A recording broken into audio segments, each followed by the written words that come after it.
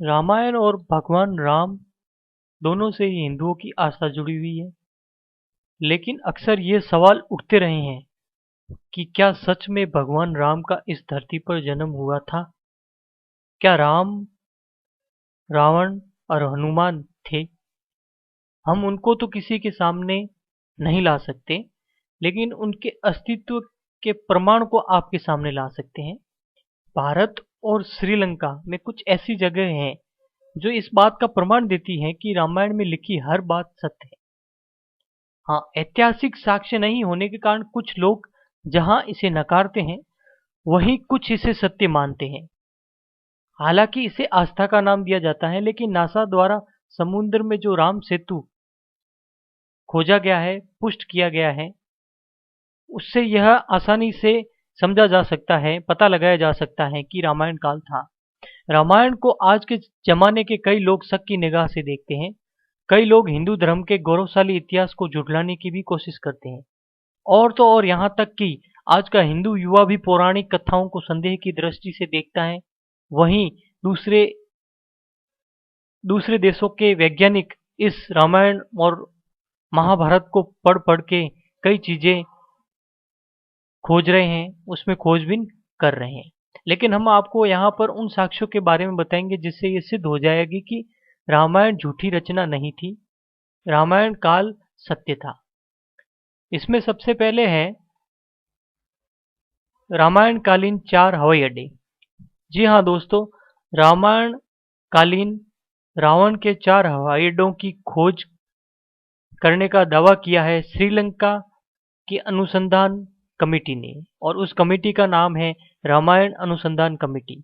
यह कमेटी पिछले 9 वर्षों में श्रीलंका का कोना कोना छान रही थी, जिसके तहत कई छोटे मोटे अवशेष और जानकारियां भी मिली, परंतु पिछले 4 सालों में लंका के दुर्गम स्थानों में खोज के दौरान रावण के 4 हवाई अड्डे हाथ लगे हैं।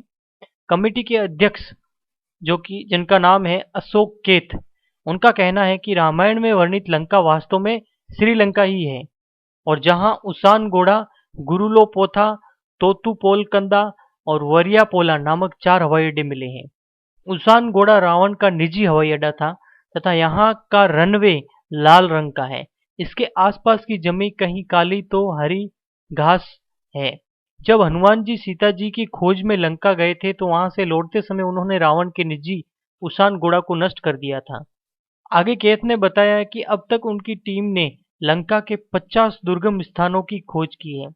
इसमें पूर्व पंजाब के अशोक केत सन 2004 में लंका में स्थित अशोक वाटिका खोजने के कारण सुर्खियों में आए थे। तत्पश्चात श्रीलंका सरकार ने 2007 में श्री रामायण अनुसंधान कमेटी का गठन किया तथा कैथ को इसका अध्यक्ष पद पर नियुक्त किया था, अध्यक्ष बनाया गया था। अगला सबूत है पानी में तैरने वाले पत्थर। राम सेतु एक ऐसा पुल था जिसके पत्थर पानी में तैरते थे, और पानी में तैरने के कारण ही उस पुल का निर्माण किया गया था।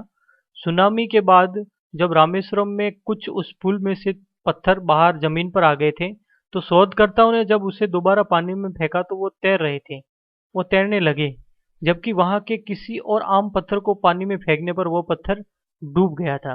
तो इस बात से भी यह बहुत बड़ा सबूत मिलता है कि रामायण काल एकदम सत्य था। अगला सबूत है राम सेतु। राम सेतु भारत के दक्षिणी पूर्वी तट के किनारे रामेश्वरम द्वीप तथा श्रीलंका के उत्तर पश्चिमी तट मनवार द्वीप के मध्य बनी हुई एक पुल श्रृंखला है। भौगोलिक प्रमाणों से यह पता चलता है कि किसी समय यह सेतु भारत तथा श्रीलंका को आपस में जोड़ता था। यह पुल करीब 30 किलोमीटर लंबा है, और ऐसा माना जाता है कि 15वीं शताब्दी तक पैदल पार करने योग्य था यह, परंतु किसी एक चक्रवात के कारण यह पुल अपने पूर्व स्वरूप में नहीं रहा। राम सेतु एक बार फिर तब सुर्खियों में आया था जब नासा के उपग्रह द्वारा लिए गए चित्र मीडिया में सुर्खियां बन गए थे। समुद्र पर सेतु के निर्माण को राम की दूसरी बड़ी जीत कहा जाता था, क्योंकि समुद्र की तरफ से रावण को कोई खतरा नहीं था। उसे विश्वास था कि इस विराट समुद्र को पार करने की कोई चुनौती नहीं दे सकता था, परंतु श्री राम ने यह करके दिखाया था और समुद्र पर पुल बांध दिया था। अगला सबूत है द्रोणागिरी पर्वत। युद्ध के दौरान जब लक्ष्मण को मेघनाथ ने मूर्छित कर दिया था तो उनकी जान बचाने के लिए हनुमान जी संजीवनी लेने द्रोणागिरी पर्वत गए थे। उन्हें संजीवनी की पहचान नहीं थी, इसलिए उन्होंने पूरा पर्वत ही उठाने का निर्णय लिया था। युद्ध के बाद उन्होंने द्रोणागिरी को यथास्थान पर पहुंचा दिया था। उस पर्वत पर आज भी वो निशान मौजूद मौजूद है जहां से हनुमान जी ने उसे तोड़ा था। अगला सबूत है श्रीलंका में मिलने वाली हिमालय की जड़ी बूटियां।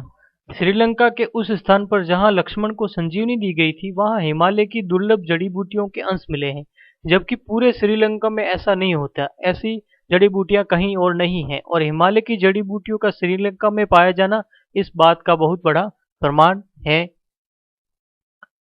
अगला सबूत है रावण का महल।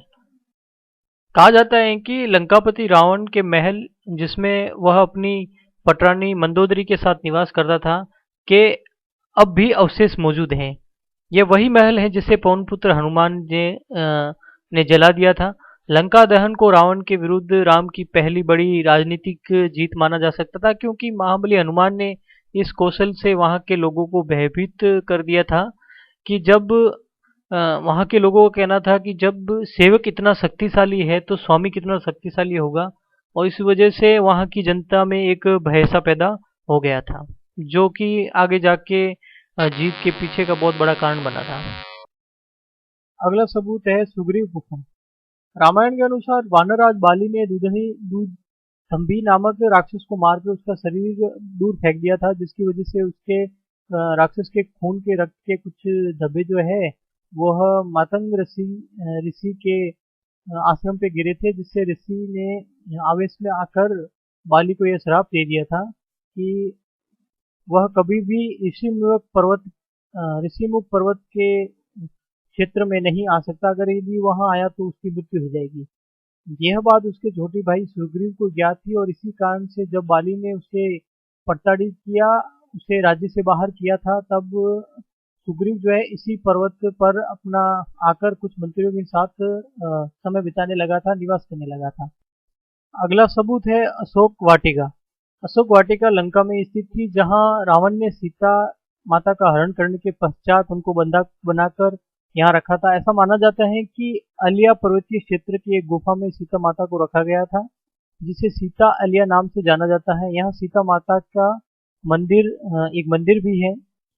यहीं पर हनुमान ने निशानी के रूप में राम की अंगूठी सीता माता को सौंपी थी। ऐसा माना जाता है कि अशोक वाटिका नाम इसलिए पड़ा कि वहाँ अशोक वृक्ष की काफी मात्रा थी, और इसके अलावा अशोक वाटिका जो है जहाँ माता सीता को रखा गया था, उसे कोबरा होड केव, जो श्रीलंका में अभी भी स्थित है, इसी नाम से उस गुफा को जाना जाता है। और वहां पर उस गुफा पर नक्शाकशी या जो भी उस क्षेत्र बनाया गया था उसके प्रमाण आज भी मौजूद हैं। अगला सबूत है भगवान श्री हनुमान जी के पद चिन्ह। हाँ, जब हनुमान जी ने सीता जी को खोजने के लिए समुद्र पार किया था तो उन्होंने बहुत बड़ा रूप धारण किया था। बहुत ही लंबे रूप में वो आ गए थे, इसलिए जब वो श्रीलंका की धरती पर उन्होंने पैर रखा तो वहाँ उस लंबे भव्य रूप के कारण उनके पैरों के निशान वहाँ बन गए थे। यह पैरों के निशान आज भी श्रीलंका में मौजूद हैं। दोस्तों, ये थे रामायण के कुछ रियल प्रूफ। आप अपने विवेक पर निर्णय लीजिए। मेरा यह चैनल सब्सक्राइब कीजिए।